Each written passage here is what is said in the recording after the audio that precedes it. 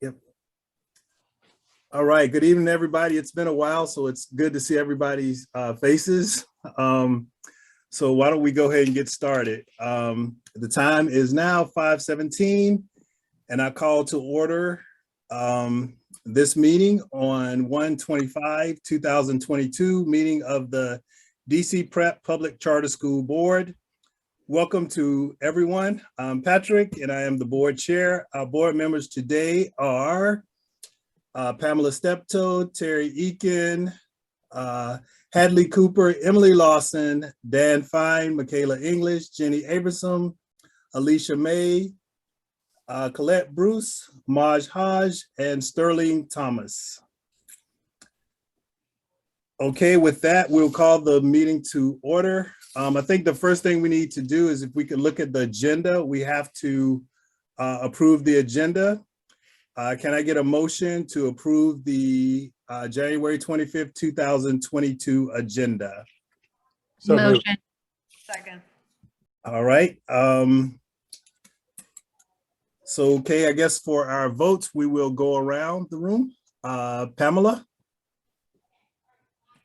Terry? Yes, aye. Hadley? Aye. Emily? Aye. Dan? Yep, yes. Michaela? Aye. Jenny? Yeah. Alicia? Colette? Aye. Ahmad? Aye. And Sterling. Aye. All right, so our first order of business, the agenda is approved. And our first order agenda is to approve the November minutes. So I'll give everybody just like a quick 2 minutes to look over those if you haven't seen them before, and then we'll do a vote at 5:21. So if you don't mind, take at least 2 minutes to kind of look over them or refresh them if you've looked at them before.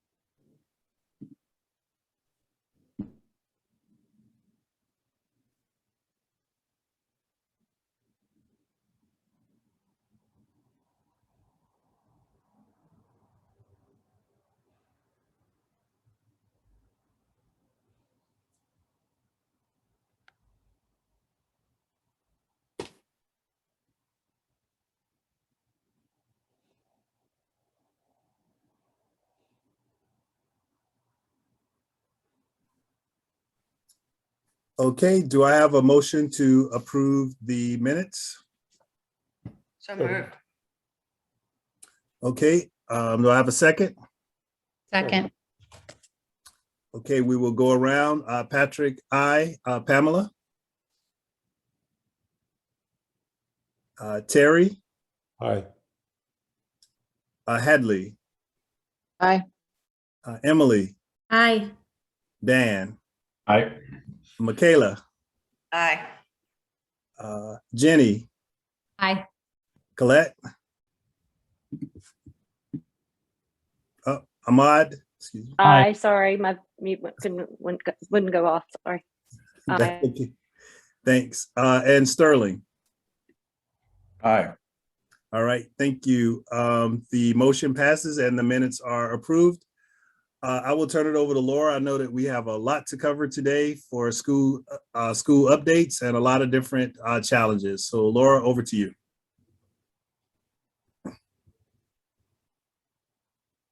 Laura, you're on mute. There you go. Okay, I did it. Got it out of the way for the evening. So in the board notes, we gave an overview of what we're seeing in schools. And I think in lots of ways, it's a continuation of what we updated you on in the fall.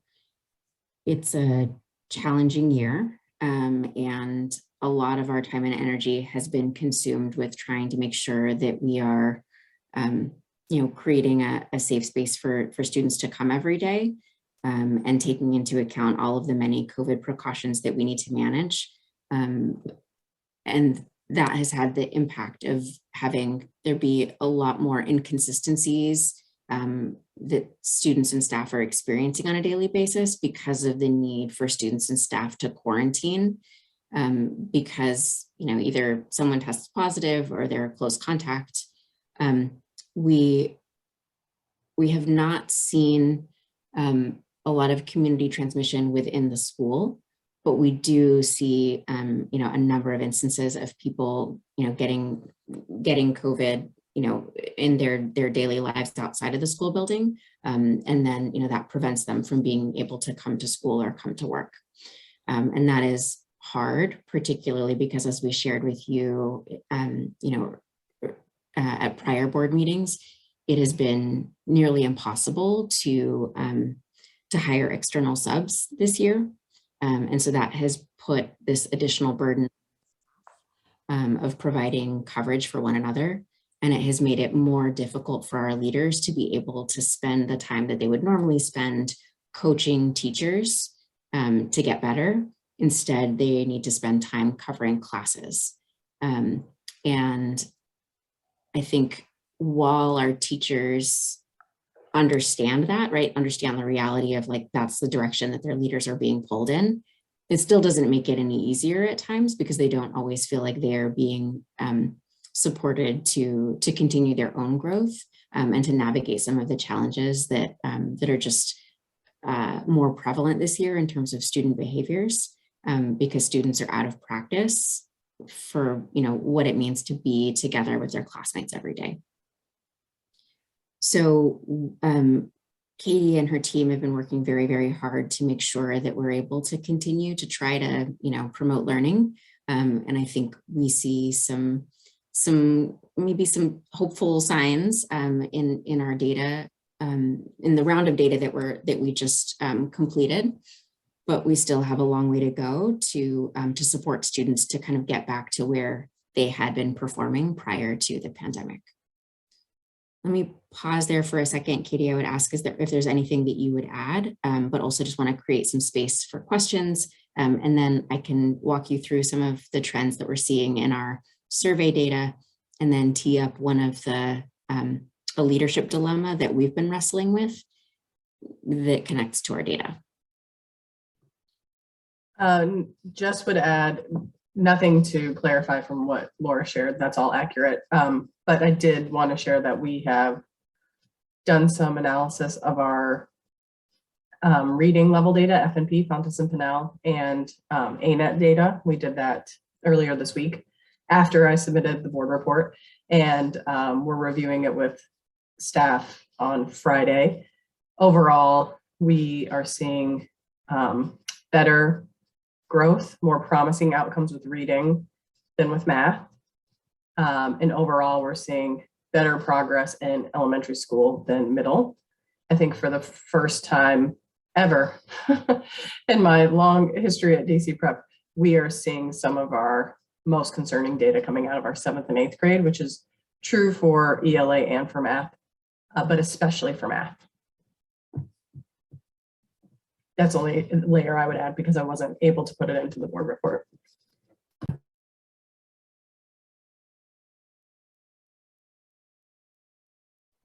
Yeah, I would just add from a parent's perspective, just a data point at one that I think supports some of that. I would say I've seen a dip in my 4th graders' ANET scores. I'm talking previous years. He's always scored extremely high, and his last set of scores were a lot lower than what I would expect from him. And I've kind of chalked it up to a lot of just the virtual learning. So I figured, hey, there's something that's just kind of been lost. And then, so just trying to catch up and stuff. So I think that there are a lot of impacts, and I think the data supports that too. So.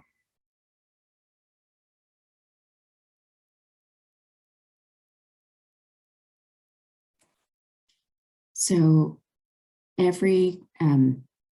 throughout the year, we look at data. We look at data both, in terms of student outcomes on a variety of tests that we administer, but we also gather data through surveys. We survey our students, we survey our families, and we survey our staff. And so I gave you like high-level snapshots of what those student surveys are telling us. And I thought it might just be helpful just to kind of like look at those for a second, just to kind of ground you in like what we are seeing. So in the PowerPoint that I shared, can all of you open that? Yeah, okay. So what you see here is the student survey data from on 4 questions that we ask of students in grades 2 through 8. And you can see the scores between data day 1 and data day 2. You can see that, overall, like relatively steady, results like at a high level between students who like agree and strongly agree with these questions. Our data around, students saying that they believe in themselves is much stronger than the answers to the other questions around, I feel happy when I'm at school, I feel safe when I'm at school, and students in my class encourage one another. These are areas that have been lower areas for us, like for many years. And there's a lot that we are attempting to do to try and make this better, but these are hard, especially because like when you look at the data, like at more granular levels, like if you break it down by grade level, for example, you can see the difference between like our elementary school students and our middle school students. There's just like important differences in that I think reflect a lot of like the experience of like growing up and going into middle school, but highlight just how important it is for us to spend time thinking about what it's like for our students to come in to school every day and engage with their classmates. That's a lot of the work that we've been doing related to how we think about advisory, how we think about our SEL curriculum.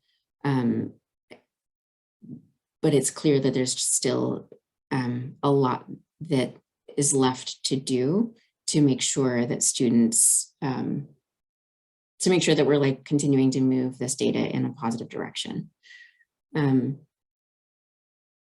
Katie, do you want to add anything about the work that we've done around like student culture reset and where you are having our principals like continuing to focus?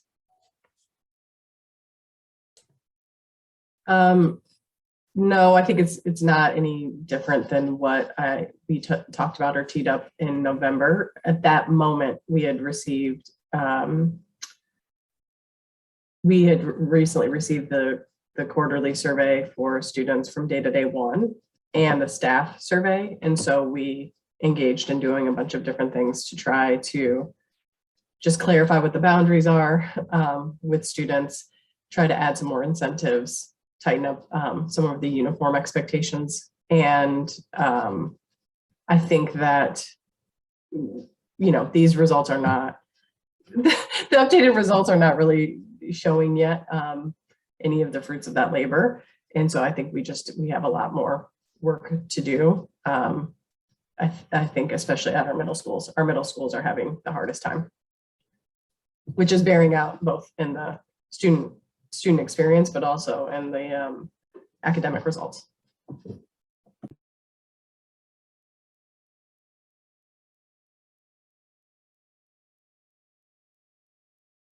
Yeah, I was just going to add, I don't think we can underestimate, from just talking to parents and students alike, is that we can't underestimate the huge social psychological impact the last couple of years have had. And even with the constraints that are in place in a lot of the schools now too,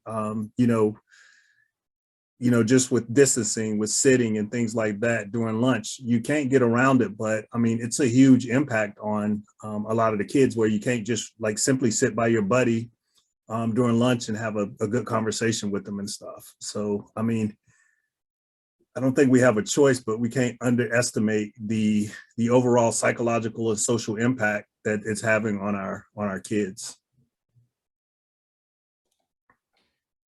One question, I mean, obviously the challenges are well documented around the country. When talking to other schools, is the difference though between middle school versus elementary school and the particular large impact on middle school? Is that something your peers at other schools in the district are seeing? Yes. I had the principal of another school tell me that she's never in her 15 years of being a principal experienced the kind of things she's seeing from the middle school students in terms of their social emotional interactions and behavior. These are not my words. This is what she said, that the kids came back to her damaged, like very wounded. And it's just taking a lot to welcome them back and get everybody readjusted and reacclimated. I think we have seen that a lot in terms of the more extreme emotional reactions we are seeing. Much higher rates of crisis behavior than we are accustomed to having. So responding to a lot to suicidal ideation, homicidal ideation, which is different than some kids arguing, right? There's just, it's much more extreme. That indicates a lot, kind of deep levels of trauma and stress and difficulty with adjustment.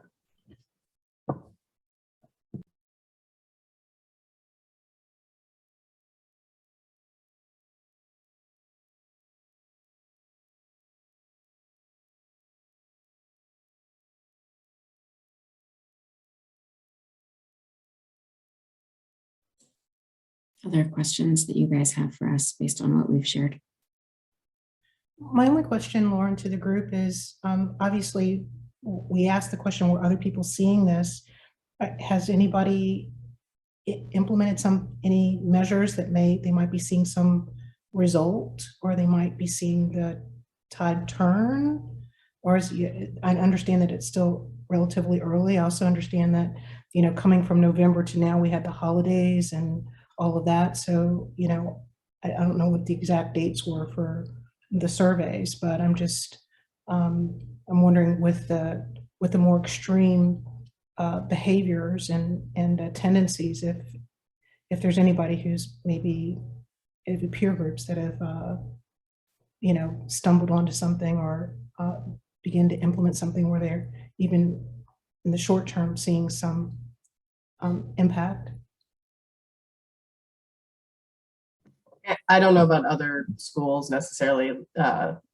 For us at 2 of our 3 middle schools, anecdotally, it is much improved. The buildings feel calmer. We have had no incidents of crisis in those buildings since returning.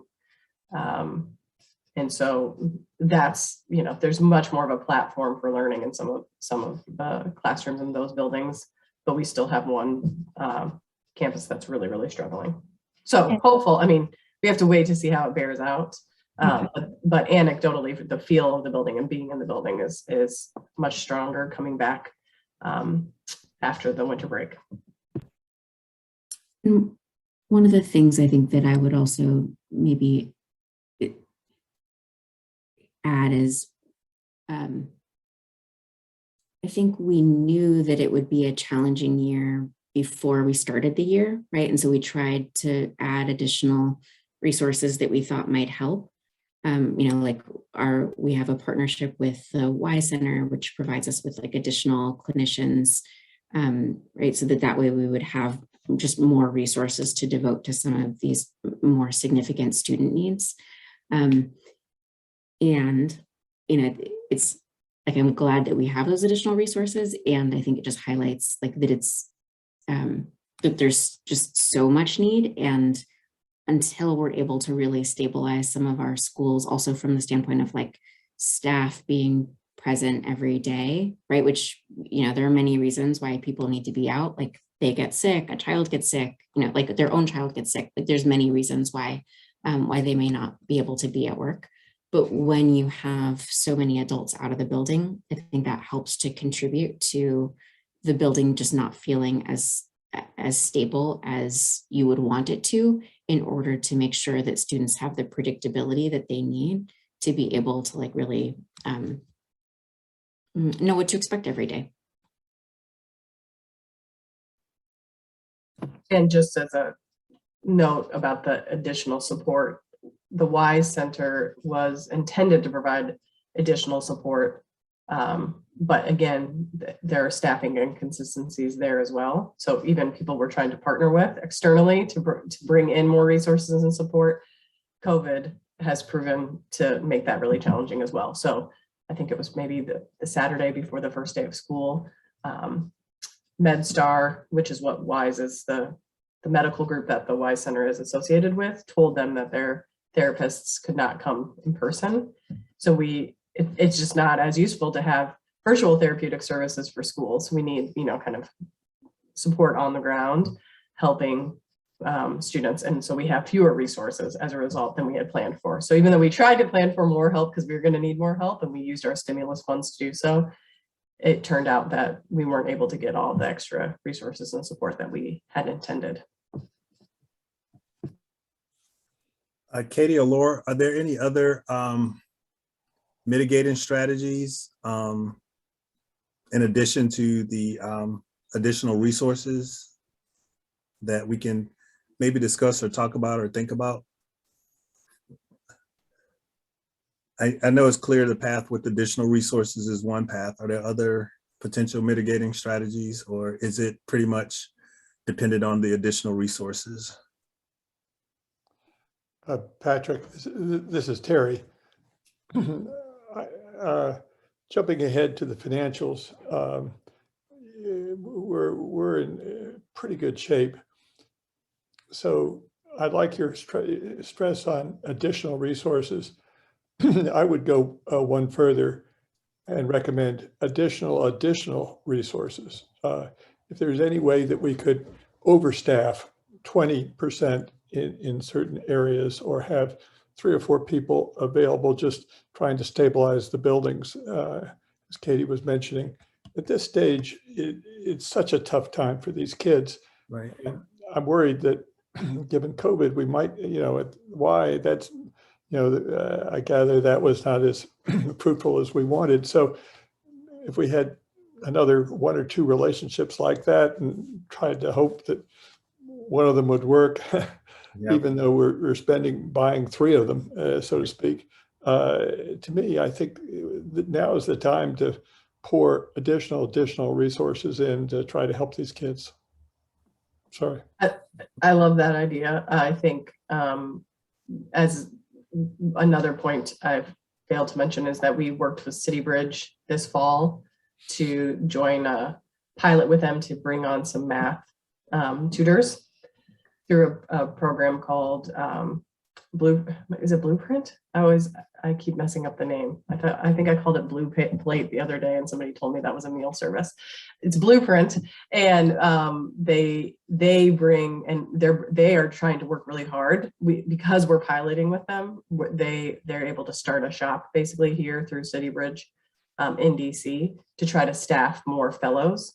And so we have a couple and we're trying it out. And if it goes well, we will continue it into next year and add some more fellows, hopefully. But that's an example of there's a need. People want, City Bridge wants to help us and wants to help the city, but it's just really hard to find people to do anything. Like, I would be happy to add, as many extra people as we could. And I really appreciate that suggestion and I love it.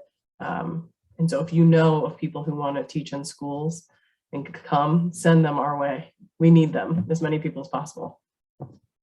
We're just having a hard time finding people who want to teach. That was going to be sort of the I'll just double down on that, right? Like we have added some additional positions, particularly like when we saw that we were not going to be able to hire external substitutes. We added our own full-time substitute roles like within our campuses. I think that helps. We've drawn, I don't know how many of our full-time subs that we've like now promoted into like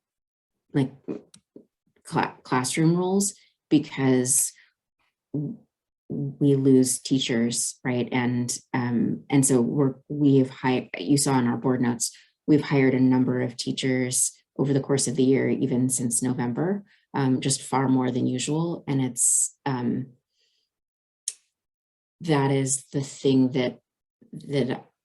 that's one of the big things that keeps me up at night, is just like figuring out how are we going to be able to hold on to the teachers that are doing good work for our students, and how are we going to find enough new teachers to fill the roles that other teachers who leave will create, in order to make sure that we are able to like coalesce around a vision, build, continue to invest in people, and create that sense of stability that our schools need and our students need.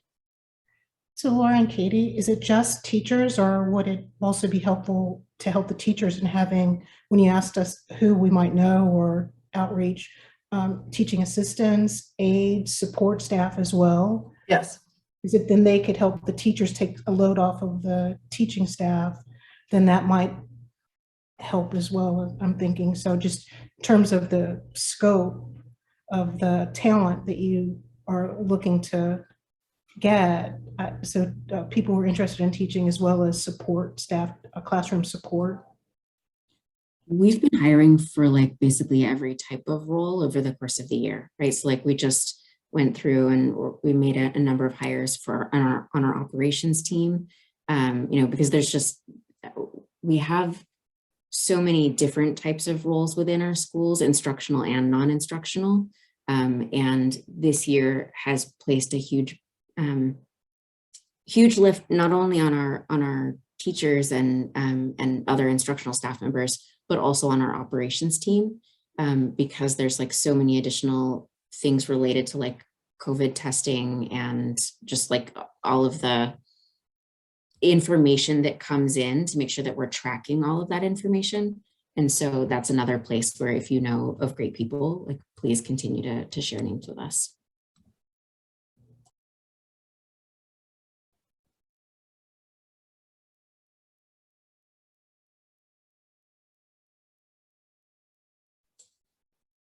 So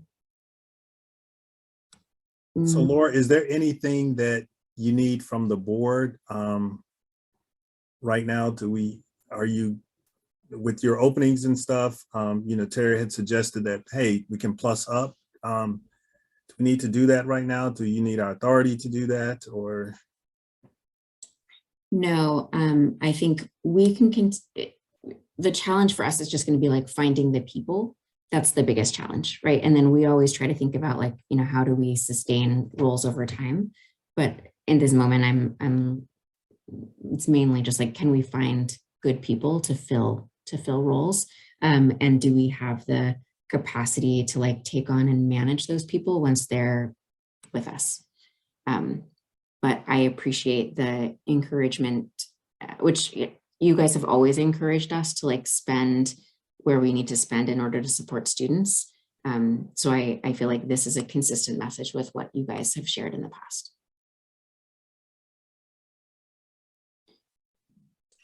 And just to say, we really feel for you. I mean, this is so hard right now, so hard. And it's so hard for our kids. And so I think, are we next going to talk about the leadership dilemma?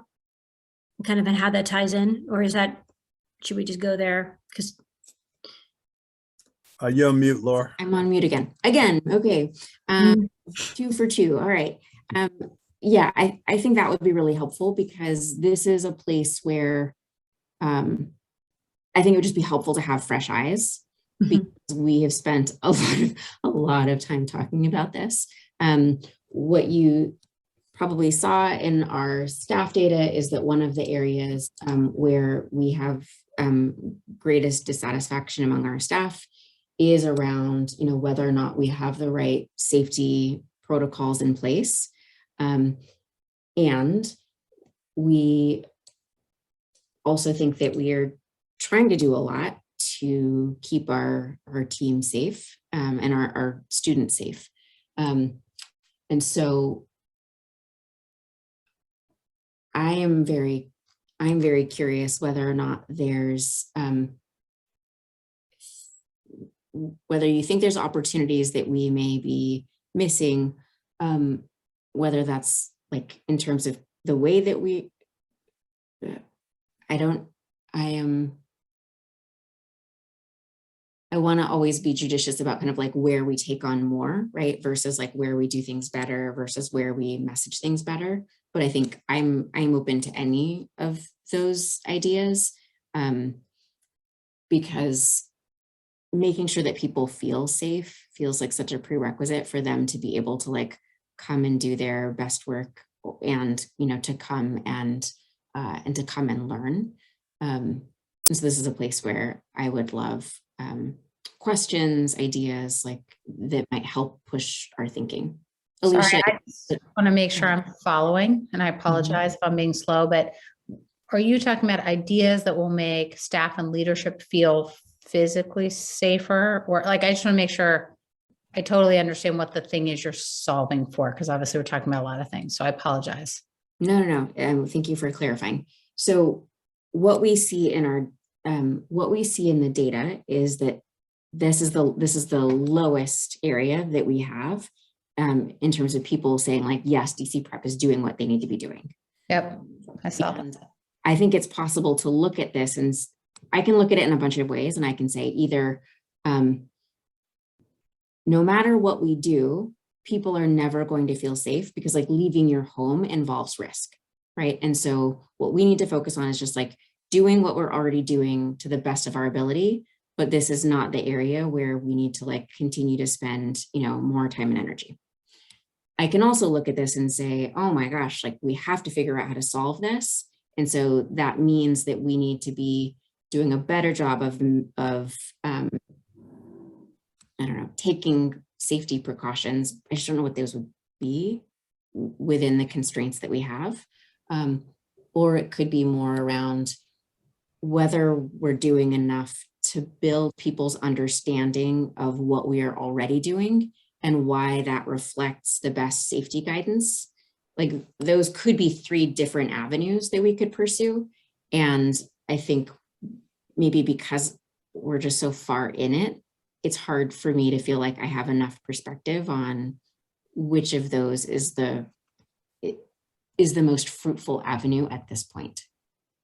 But I would welcome others from the DC Prep team to kind of add any other context that you think is missing from what I just described, given that this has consumed so much of our time and energy this year.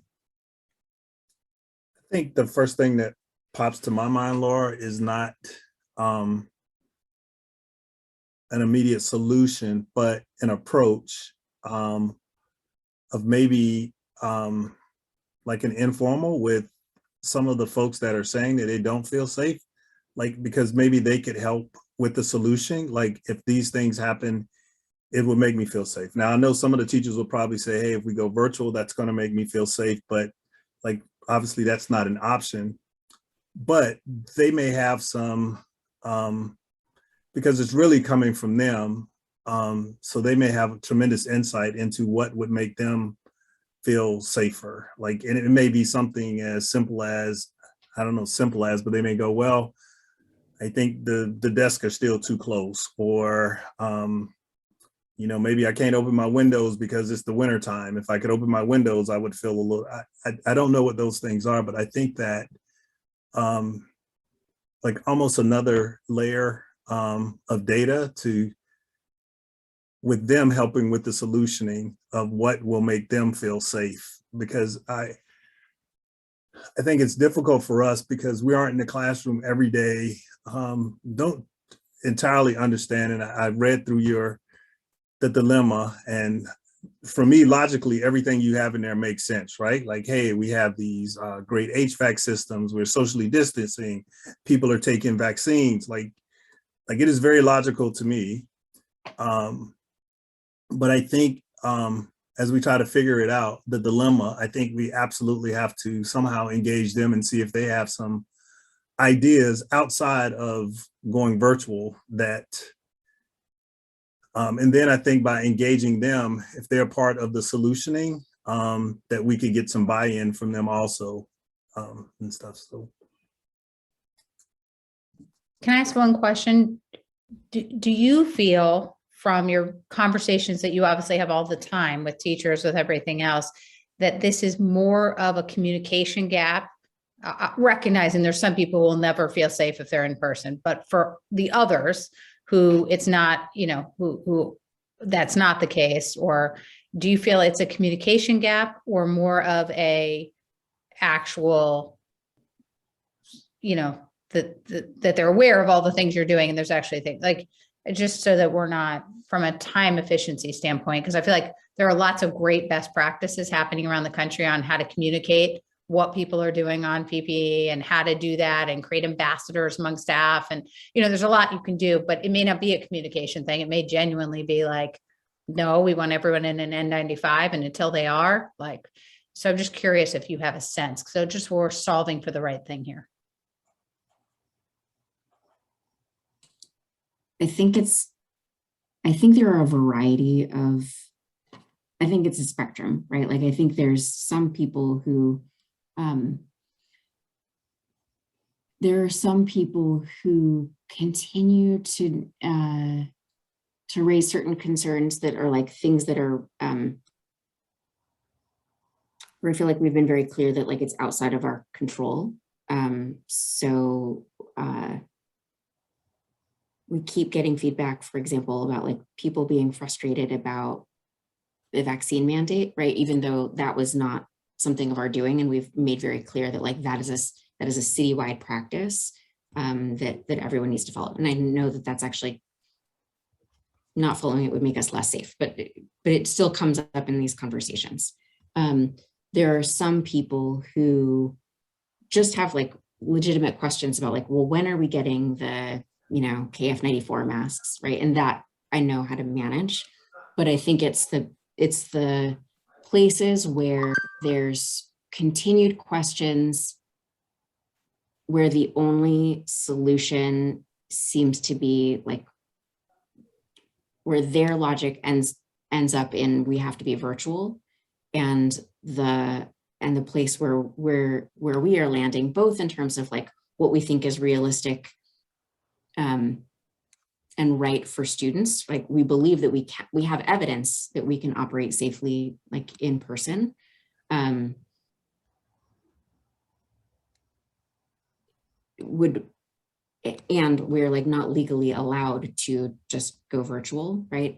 So just on all of those dimensions, and I think I can't seem to dissect why in outlining the here's how I get here, and you know, let's understand how you get here, that those still aren't, those still don't seem to be matching. And so I think I feel a little bit stuck in thinking about, is it just about spending more time kind of outlining this step by step? Or do I just need to accept that if I've gone through that and I've created this space and I've answered the questions, that I need to accept and acknowledge that this isn't always a place where you can just like rationalize, like reason your way into like an agreement. Laura, following up on Jenny, I can't help but to believe that the communications is an important part of the problem. And I think having a school-wide goal to be the healthiest and safest school in the entire district, like similar to the way we're #1, and making sure that everybody in all the buildings understands that that is the absolute goal, by making the safest and healthiest school that's operating in person in the district. I mean, keeping it within the boundaries that we want. And if we had a commissioner, a czar, or an ambassador, or somebody that could make it clear. I mean, I don't know what a HEPA filter is. I'm not sure all the teachers do either, but if we had them inspected on a regular basis, and hey, good news, the HEPA filters are tip top. Everything is, the constant message that the board and the administration wants each of our schools to be the healthiest and safest of any schools in the District of Columbia, and repeat that virtually every week. And if you have suggestions, please come to us. This is our goal. We're going to do everything. The board has allocated additional monies if necessary for repairs, but communication of a strong goal and making sure everybody understands that we're doing everything possible to make our schools the healthiest and safest, I think would go a long way.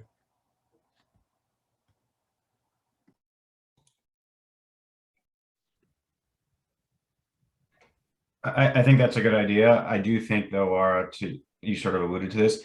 I think you have to change your expectations of you're not going to convince everybody, just like we're not going to convince everyone that vaccines are a good thing, that you shouldn't not waste, but you can only use so much mental energy. You're never going to get to 100% of people feeling comfortable in today's world when you go out of your house. And so I think you need to make prudent communications efforts and make sure that everybody does know that, like I'm sure you've already told them, and maybe each principal needs to reiterate this when they meet with people in their individual campuses, that you legally have to be open. That's not a decision the school makes. That's DCPS and the mayor and the PCSB.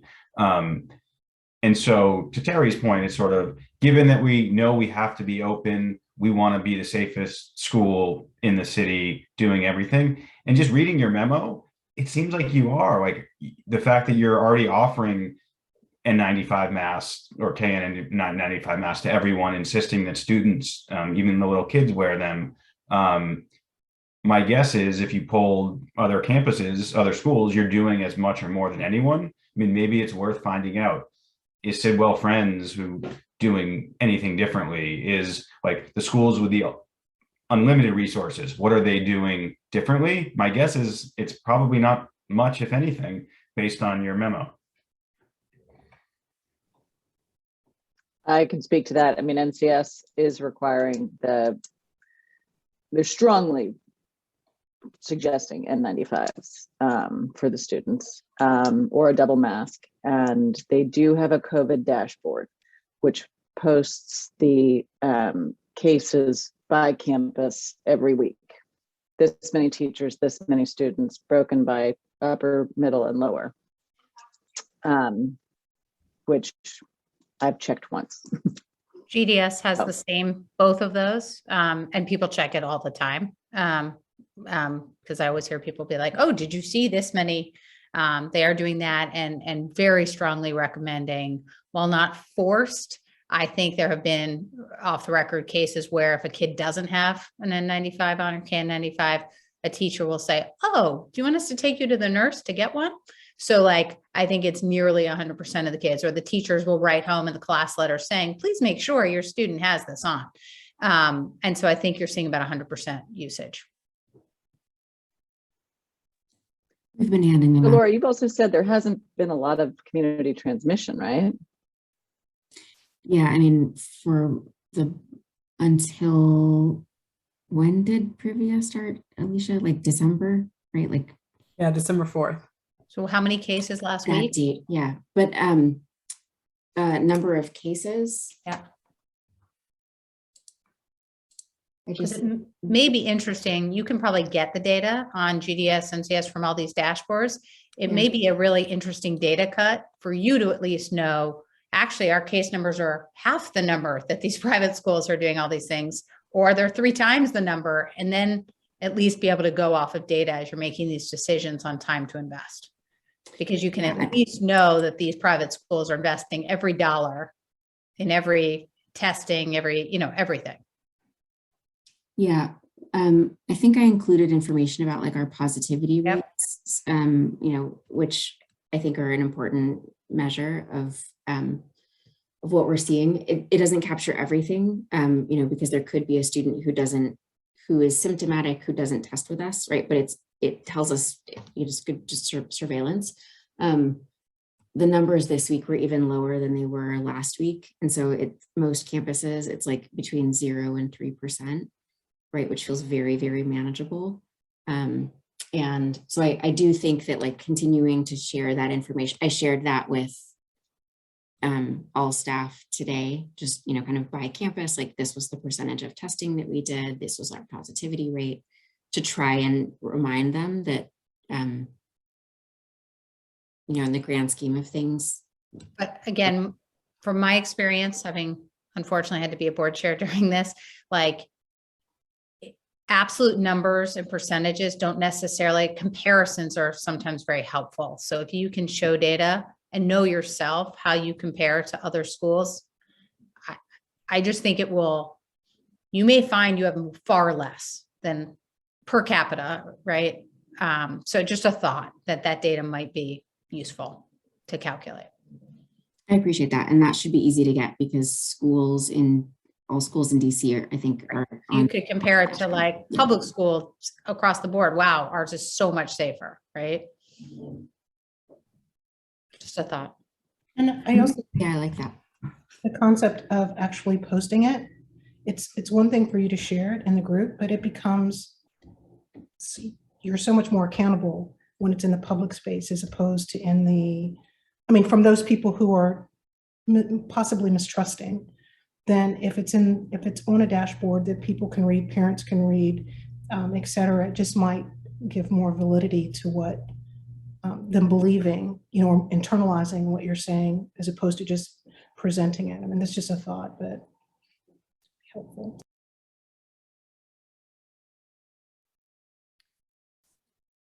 I want to add two things. NCS right now says they have 4 active cases. So, and that makes me feel good about going to school tomorrow. And that's proportional out of, I don't know how many kids, but it's probably a quarter of the kids DC Prep has, I'm not sure. So, but the other thing that I think is maybe different with NCS and St. Albans is that all kids are getting tested every week. In DC Prep, we're only testing 20% of kids, right? So that is one variation. I'm trying to think of a parent. I don't know. Is that for cost reasons is why we're not testing everyone, or more because we don't want to take them out of school time? So we participate in Shield T3 testing, which is administered by the city, and under their rules, it's free to us. It's because we participate, but they do try to message that we're not supposed to be testing more than like 20 to 30% of our kids each week. And then Alicia for sure can speak to how challenging it can be to even hit like those numbers. That's been something that I've been talking about, since the beginning of the year, is that it's a lot of work, particularly for our youngest students.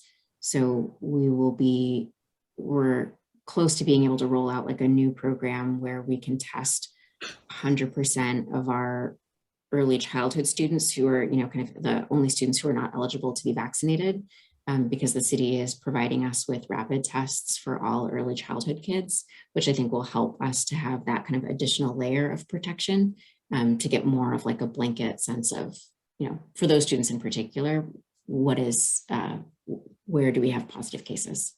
Alicia, is there anything that you would add to that? Yeah, I would just say that it does take quite a bit of time to get kids through the testing process and back to class, and it would eat into instructional time. Also, the type of test that we use through Shield T3 is a saliva-based PCR test. So there are some restrictions in terms of time of day that kids can and cannot take the test. It has to be 1 hour after meal times, or brushing your teeth, or having a sip of water. So there are just some constraints in the fact that kids have breakfast, lunch, and snack.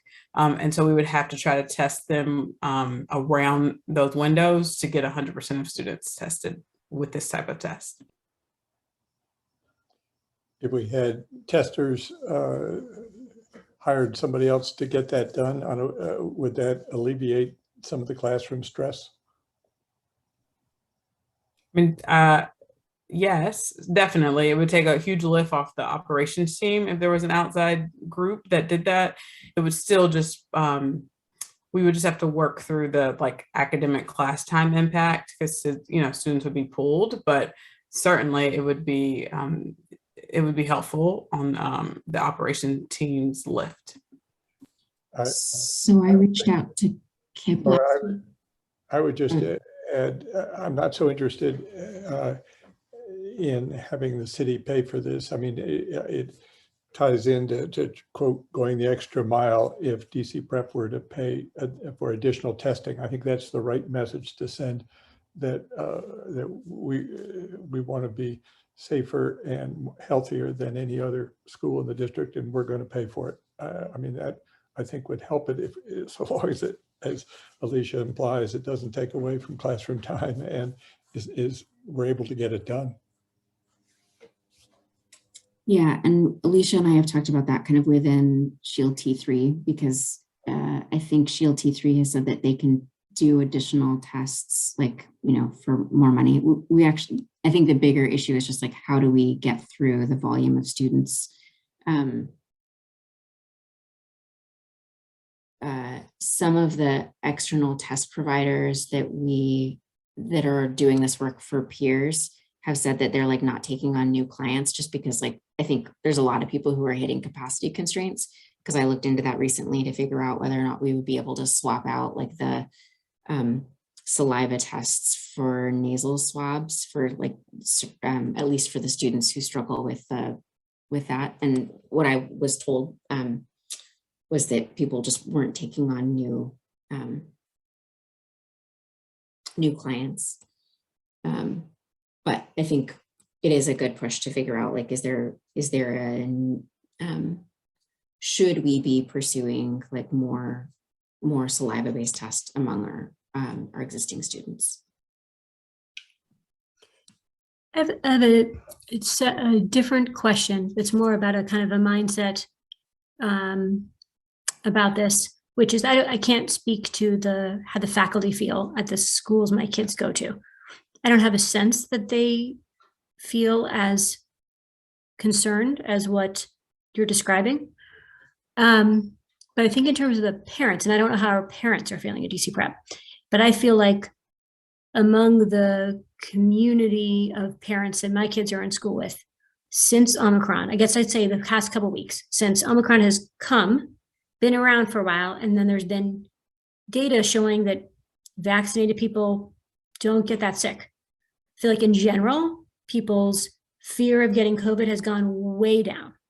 I mean, it's like really different. I feel like when I talk to people, it's like everyone says, oh, well, the mindset has gone to, oh, I'll eventually get it and it will be fine. And so it's really different than like November, even, where people didn't think, they thought they could control whether they would get it or not. And then they were much more worried about getting it. That's maybe just in my community, but I compare that. And so it feels different. And I'm trying to figure out why, because it's like, to me, it feels then like we're like almost at the end. We see this window, we see the goal line, we're getting there. And that seems so different than what you're describing in terms of the culture at the campuses. And so I'm just thinking like that would be helpful if people could feel like they were closer. I think that would give more hope and optimism. So I was just curious about why those differences might be there.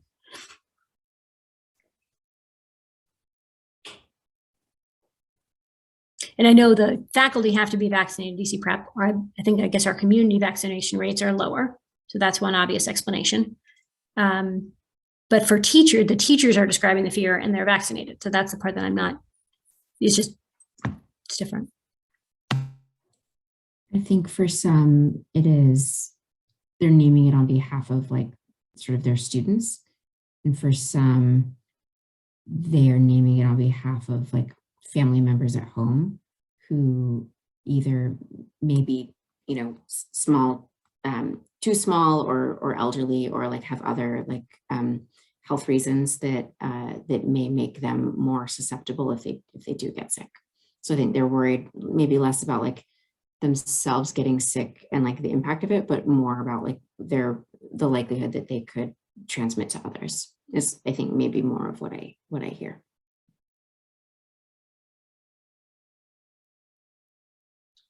You know, for those vaccination clinics, and with my colleague who provided some, I guess, I don't know what I want to call it, some education, did any of the faculty attend those, or was it strictly for families and parents? So I'm wondering if perhaps the faculty would benefit from an in-service like that. So once again, that would speak to what Emily is referring to in regards to their own fears and kind of where things are medically, but then also for their fears of transmittal, that if they hear from a medical professional and can really bounce ideas off. So it's not that they're, you know, then you kind of pull yourself out of it, that they're not bouncing ideas off with you and the rest of the leadership team, but really with professionals, medical professionals that can really field all their questions. And, you know, also at some of these private schools, they do have medical advisory boards. And so maybe, you know, my colleague could extend into that consulting role where, in addition to the information that you're going to be posting and the efforts that you're implementing, that the messaging could also be linked to that you have a medical advisory board as well, or a consultant that's working carefully with the school in the leadership in regards to these protocols and mechanisms. So I'm just wondering, sometimes we do, which we should think about the students, we should think about the parents, but some of these in-services can really benefit faculty as well. That makes sense, especially, and I think I like that because, like, Dr. Yolanda is such a strong communicator. She's just a really strong communicator. And so I think that's a terrific idea. We have a partnership. Alicia can speak to our partnership with Privia. I think there are benefits to that partnership, but I don't think that they have not successfully provided the type of support that you're describing, which is more about, like, how do you communicate in a way that allows people to, like, hear you and feel confident about the message that you're sharing. And they've not played that role for us. I would agree. I think they it's a service they provide to all of their clients. So I think they don't their message isn't as tailored to our community or our community's needs. It's a little just more factual. And so I think that that's something that for sure we would benefit from. I know when, can you all hear me? Yes. Yes. Okay. I know when my son tested positive, Privia did contact me and asked if there were any questions I had, any needs I had. So I guess it's on a as needed basis, depending upon, like, my situation with my son testing positive. But like Lisa said, it would be nice for something more generalized for all parents to have. But they were really good and helpful, you know, when we needed them. I'm glad they were helpful. That is good to hear.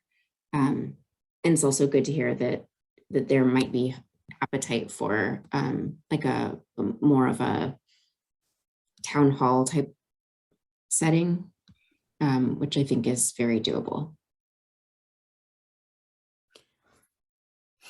And I guess one other question, and I don't read that much about COVID anymore, but I guess my understanding of Omicron, like what we have seen, you know, information, South Africa, the UK, United States, my understanding was that this variant is kind of more like a flu.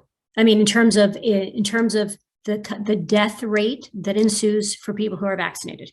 I think it is still different if you're unvaccinated, but if you're vaccinated, and so, but I feel like the media, we haven't shifted yet to look at it that way. We're still in this, you know, it's all the same coronavirus, but really that's a totally different profile if someone is vaccinated.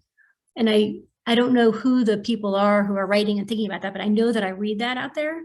And so I also just wonder, I don't know if, like, what Dr. Yolanda thinks, if she thinks, you know, maybe I'm off, but like, if that's factually right, it would be so great if we can have better ways to communicate that shift, because so much of the noise now is not about that. But that's a real different situation than where we were 4 months ago. So I just think it's, you know, like if people do, you know, anyway, things like the flu, like there are super scary things that happen, but we're also sensitized to them now because of this. But I think that the actual event rate of like really bad things is so much lower now.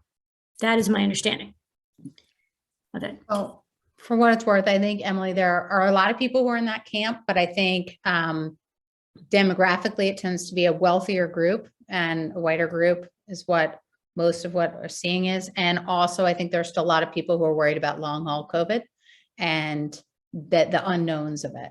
And then obviously add to that the lower vaccination rate. So my gut is yes, that's true, but that it wouldn't surprise me if that didn't pacify a lot of people.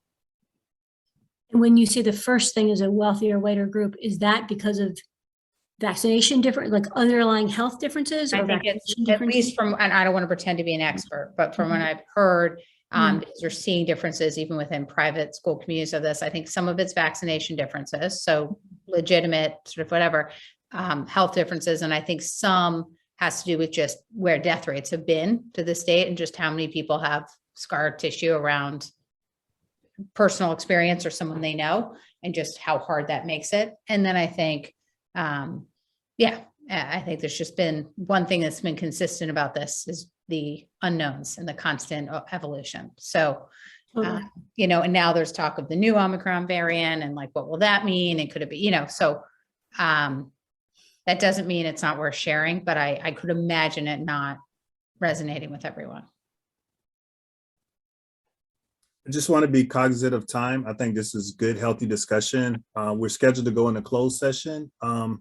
We can continue here for a while and then go into closed session, or just get a feel for the group if we want to continue discussion here, or if we would like to move to closed session. I'd love to say one more thing and then I'll stop. I feel like I'm like seeming like some radical person. I guess just the only other thing I would say on this is I think we've seen as a society the cost of living with people isolated, right? Like we're seeing that with our kids now. And so it's kind of like, I feel like what we're missing now is what is the path forward that people can look forward to, because we're just being, you know, we're still in this COVID mindset, which makes sense. I totally understand why. So I guess all I'm saying is there, I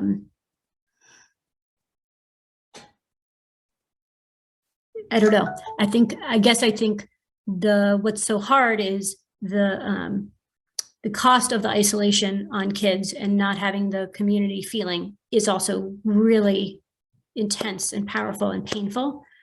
And so, and all these measures are designed to make it safe, as safe as we possibly can to enable that. And that is a positive. And so I don't know, somehow it's like we're not focused as much on the positive of that, it feels like. And I know that's just a communication, but I just wonder if there's a part of the communication, not to justify it, but just to, I don't know, be able to celebrate, focus on all those benefits that we can now have through being together, not just because the city is telling us we have to be open, but like, these are great things and we're doing the right thing by our students, and our students need to be in school and they need to see each other and they need to have normalcy and like all that stuff. I know it's hard to get exactly there today, but that is the direction that we want to head. And that's, I don't know, I just think that's so important to be focused on that as a goal and a reality that we're partly there. Now I'll be quiet. I agree very much with that point of like, there is value in being in person and there is evidence that we can do so safely, right? And it just, and it is worth focusing on like why that is a good in and of itself. And I also just feel like, I also just like don't want to debate it, right? Because it's like, it's not even a choice, right? So like, there's kind of no point in and spending time on, but like, shouldn't we be virtual, right? Because it's like, it's not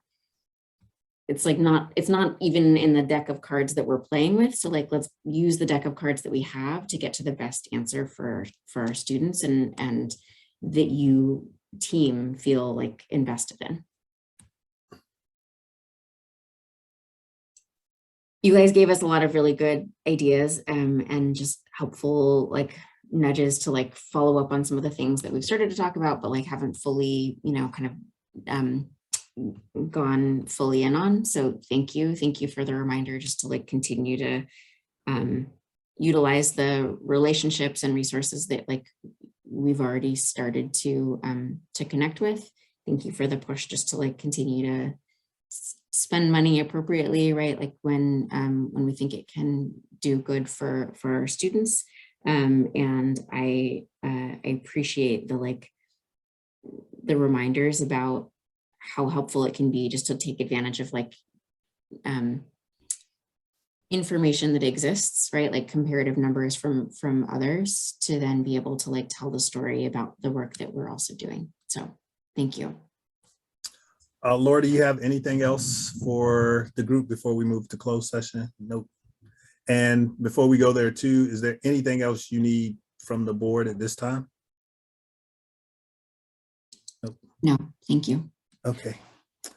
Okay, so the next agenda item is to enter into our executive session where we will discuss personnel matters, including the appointment, employment, assignment, promotion, performance evaluation, compensation, discipline, demotion, removal, or resignation of government appointees, employees of officials pursuant to DC Official Code Section 2-57B10, and to consult with an attorney to obtain legal advice and to preserve the attorney-client privilege between an attorney and a public body pursuant to DC Official Code Section 257B4A. May I have a motion to enter into executive session? So moved. I have a second. Second. Patrick, I, Terry. All right. Emily. Aye. All right. Lisa. Aye. Pam. Aye. Kayla. Aye. Hadley. Aye. Jenny. Aye. Dan. Aye. Ahmad. Aye. Sterling. Aye. And Mercedes. Aye. The ayes have it. We are moving into executive session. So